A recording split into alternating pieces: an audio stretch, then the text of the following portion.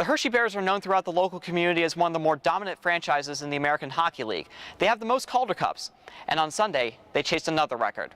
The Bears took the ice against the Binghamton Devils in the annual Teddy Bear Toss game, a tradition that stretches decades and is very unique to the Hershey Bears in minor league hockey. The Lehigh Valley Phantoms do it. They do it in Hartford, Wilkes-Barre, Scranton, in the ECHL. The Cincinnati Cyclones do it, and the list goes on and on. The Hershey Bears asked fans to bring new or lightly used teddy bears, so when the first goal was scored, they could throw it on the ice. The tossed teddy bears will be donated to over 30 local charities across central Pennsylvania, and the fans didn't have to wait long for the Bears to score.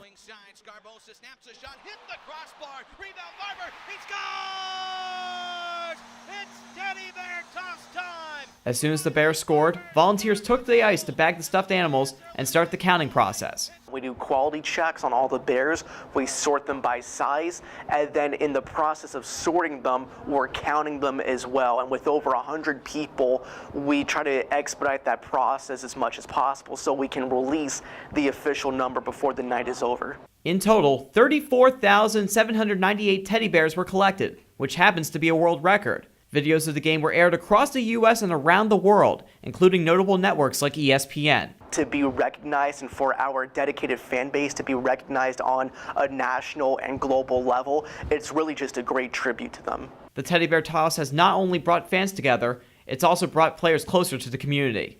They don't mind the delay, and all the players are out themselves helping the process of cleaning up the teddy bears and getting them to the back. So it's a really neat community event all the way around that the players enjoy. For SUTV News, I'm Matt Klinedinst.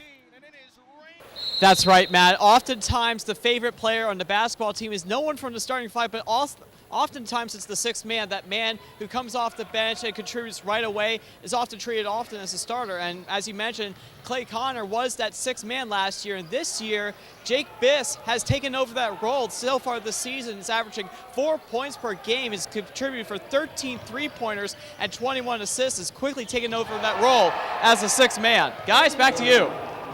Throughout the 2017 baseball season, the Raiders have been participating in the College Baseball vs. Cancer fundraiser. Shippensburg is one of 72 college teams across all divisions raising money to fight pediatric cancer. The team has done this fundraiser for the past 5 years, with the proceeds going to the Penn State Hershey Medical Center. So basically all the money we raise is going towards research, but as also like the therapy part of the versus cancer. The team wants to raise $10,000 this season. Every dollar raised is used to help out kids like Colby Bubb. Colby is an 11-year-old boy from Carlisle who met the team during games and practices the last 2 years. The team also visited him while he was going through cancer treatment. We went and saw him at the Hershey Medical Center a couple months ago when he was finishing up his last radiation treatment. He is now cancer-free, but is still close to the team. He's like our little buddy. He comes and hangs out with us, and we just enjoy supporting him through whatever he does. For SUTV Sports, I'm Matt Klinedinst. On Thursdays during the football season, the second floor of Newt's Pub and Grill turns into the meeting place for Red Raider fans to talk football with Coach Mack. This weekly event has been a tradition since Coach Mack became the head coach in 2011.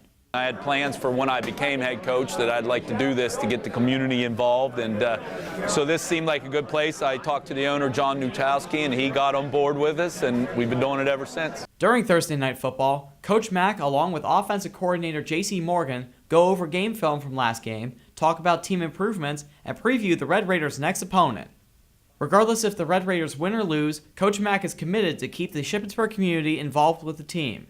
It's special, you know. You got to connect with the community because we're all one big family here. And man, if we want to get people to our games and we want people interested in us, we got to make sure that we provide them some material to get interested in. The event has certainly made it easier for people to stay connected with the Red Raiders. For SUTV Sports, I'm Matt Klinedinst.